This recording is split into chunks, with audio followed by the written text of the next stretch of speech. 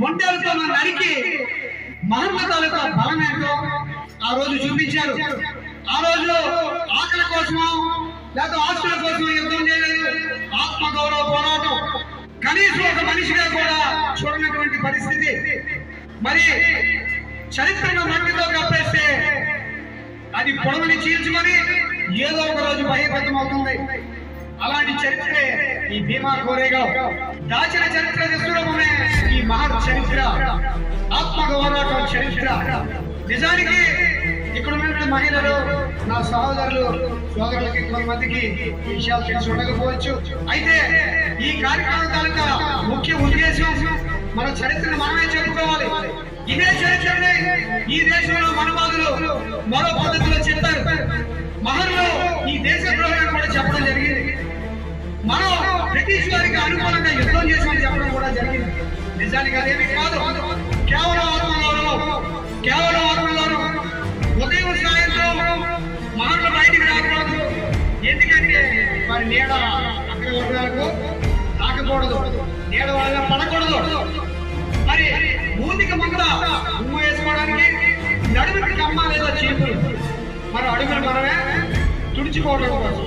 అలాంటి పరిస్థితుల్లో ఆ రోజుల్లో మరాఠా బ్రాహ్మణ పాలన నడిచేది, బాజీరావు గారి పాలన నడిచేది.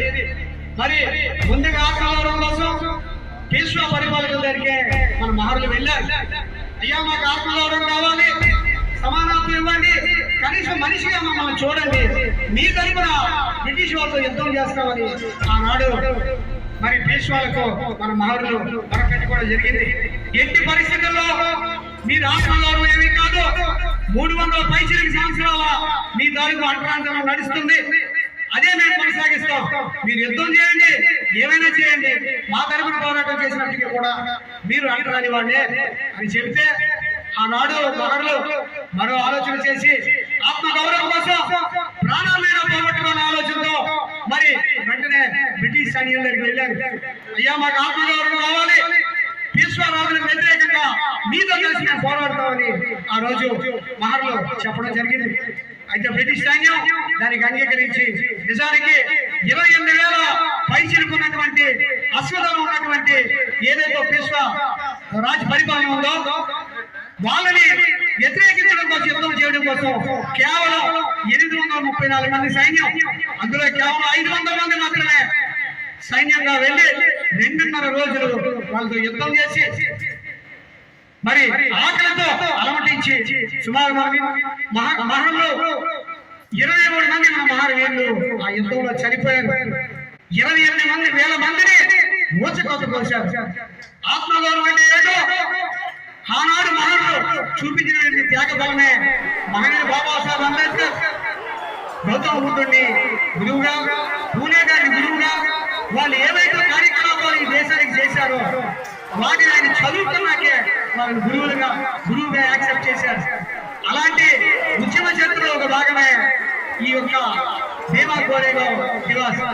మహనీయుడు బాబాసాహెబ్ అంబేద్కర్ ఈ విషయాన్ని తెలుసుకొని ఆ రోజున అంటే 1927 నుంచి కూడా ఆయన మరణానంతరం కూడా ప్రతి సంవత్సరము మరి జనవరి 1వ తారీఖున భీమా కోరేగావ్ దివాస్ కోసం ప్రత్యేకంగా మహారాష్ట్ర వెళ్ళి అక్కడ ఆయన ఘనమైన నివాళులు అర్పిస్తుంటూ మరి ఈ ఉద్యమాన్ని, ఈ ఆలోచనని ముందుకు తీసుకెళ్లాలని ఏదైతే నా బహుజనులు ఉన్నారో, ఎవరైతే మరి గూడికి గుడ్డకి అవమానపడుతున్నారో వాళ్ళందరికీ కూడా పిలుపునిచ్చారు.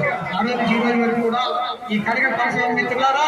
ఇక భవిష్యత్తులో జనవరి 1 అంటే ఈ కార్యక్రమాన్ని భీమసేన వారు చేసుకుంటుందని మీరందరూ నిరంతరం సహకారం అందించాలని కోరుకుంటూ మరి కార్యక్రమంలో పెద్దలుగా వచ్చినటువంటి ఈ కార్యక్రమానికి